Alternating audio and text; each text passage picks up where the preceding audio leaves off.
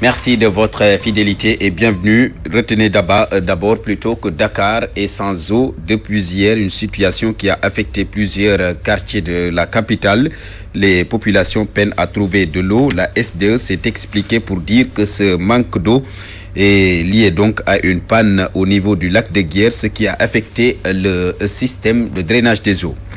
Entendu hier par la commission d'instruction de la Cour de répression de l'enrichissement illicite sur un nouveau montant de 99 milliards de francs CFA découvert dans ses comptes, Karim Wade, après avoir pris connaissance du dossier, reçoit ce vendredi même une nouvelle mise en demeure. C'est pour lui permettre d'ici à un mois d'apporter des explications sur l'origine licite de ce montant découvert dans ses comptes. Mais pour ses avocats, jusqu'à l'extinction du soleil, personne ne pourra prouver la culpabilité de Wade fils. Mouvement des éleveurs du forail de Grand Rumina de Diamaguène Sicap Mbao. Ils ont décidé à l'unanimité de ne plus payer la taxe municipale.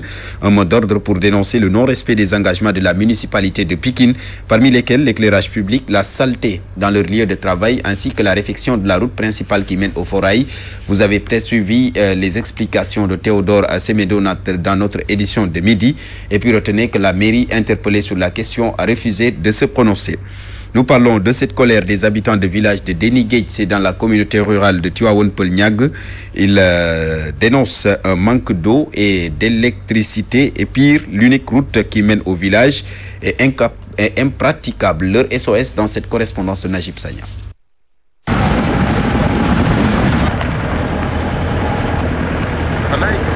Denigate Nord, un village situé derrière le lac Rose, manque de tout. Pour y accéder, les journalistes ont parcouru près de 3 tours d'horloge par camion. La seule route qui mène au village est parsemée d'embûches. L'eau a fini de creuser l'écart entre le village et les autres contrées.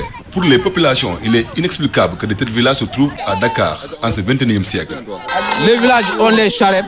Maintenant, nous, on prêtait des charrettes pour évacuer les malades là. Vraiment, ce n'est pas bon.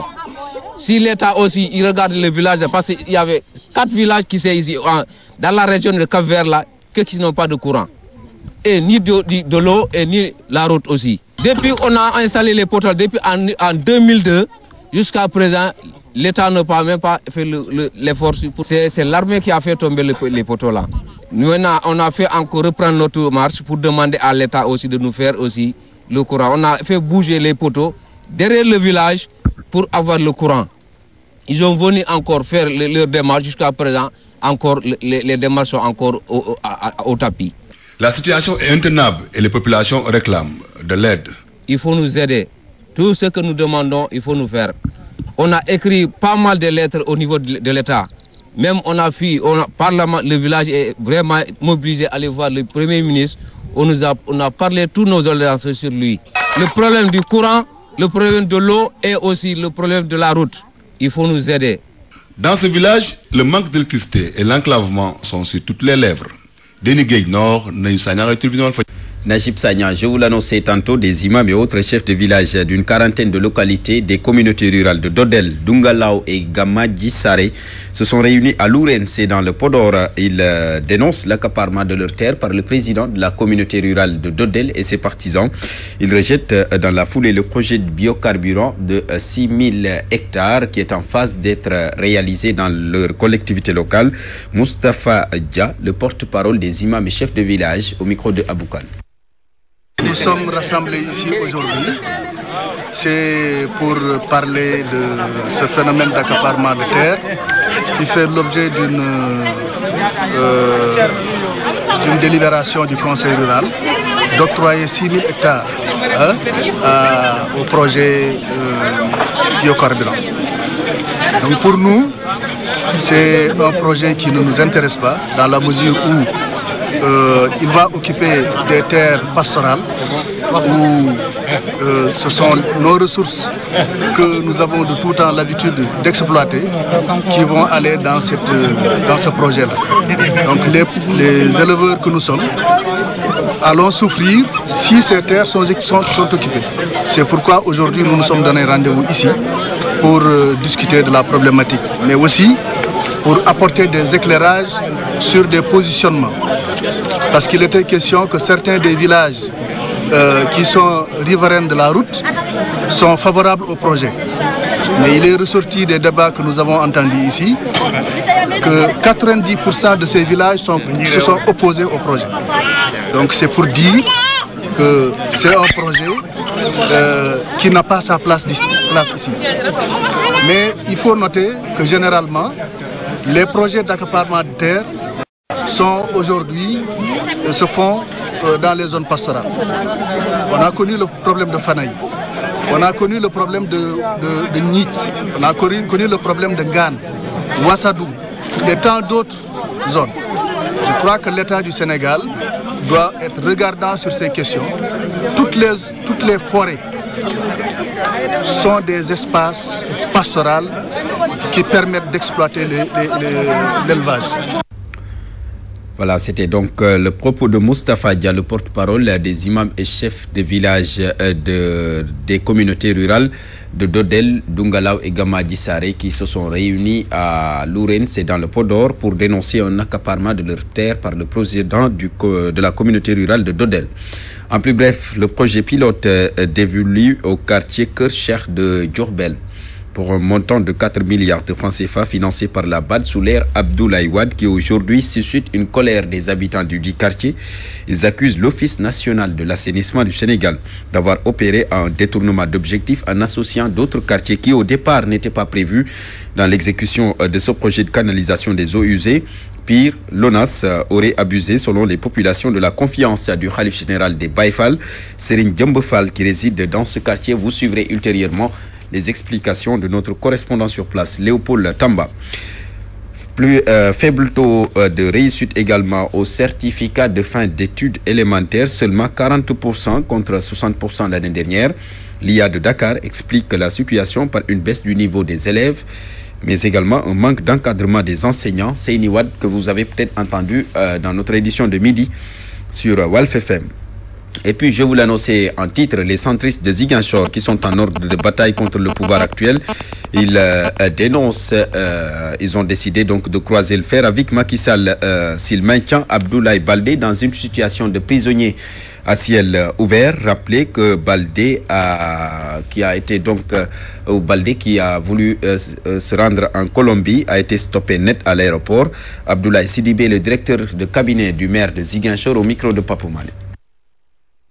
Notre député maire Abdoulaye Baldé, qui devait se rendre en Colombie sur invitation et représenter tous les maires du Sénégal en sa qualité de président de l'association des maires du Sénégal. Et on n'a pas compris que depuis longtemps, ce grand monsieur est bloqué au Sénégal, il n'arrive pas à sortir du territoire dans ce qu'il est convenu d'appeler la traque des biens mal acquis. Il a été entendu. Jusqu'à présent, depuis des mois, on ne connaît aucune suite à cela. De quoi l'accuse-t-on? C'est un point d'interrogation.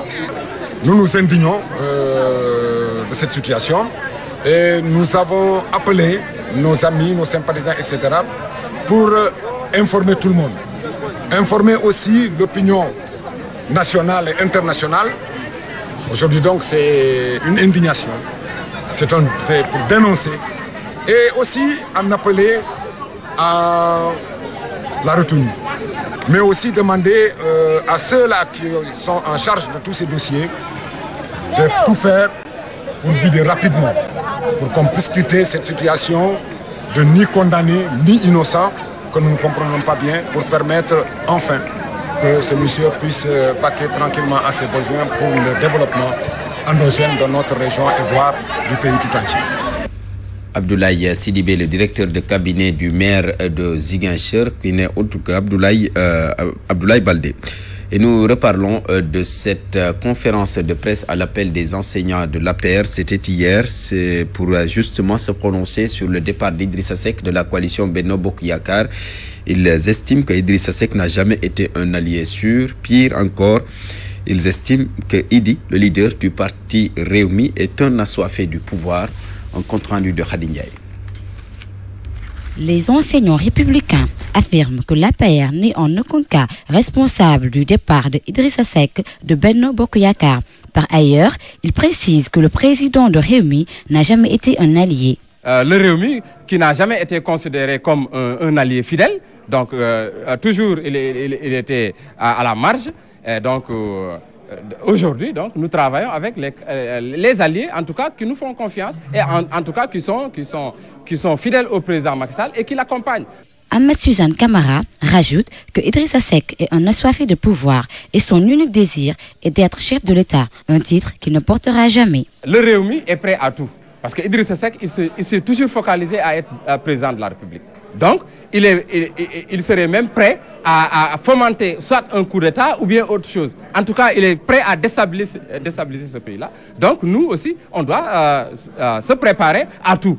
Parce qu'aujourd'hui, quand tu diriges un pays, donc je pense que vous devez en tout cas prendre en compte beaucoup de choses au sérieux. Idrissa Seck, fainéant comme il est, qu'il ne pourra pas faire. Ça, il faut le dire et il faut le reconnaître. Donc jamais il sera président de la République, il ne mouillera jamais le maillot et aussi il n'aura jamais la confiance aussi des Sénégalais. Les enseignants de l'APR demandent à Macky Sall d'être très vigilant et rassurent les Sénégalais que cette rupture n'aura aucun impact négatif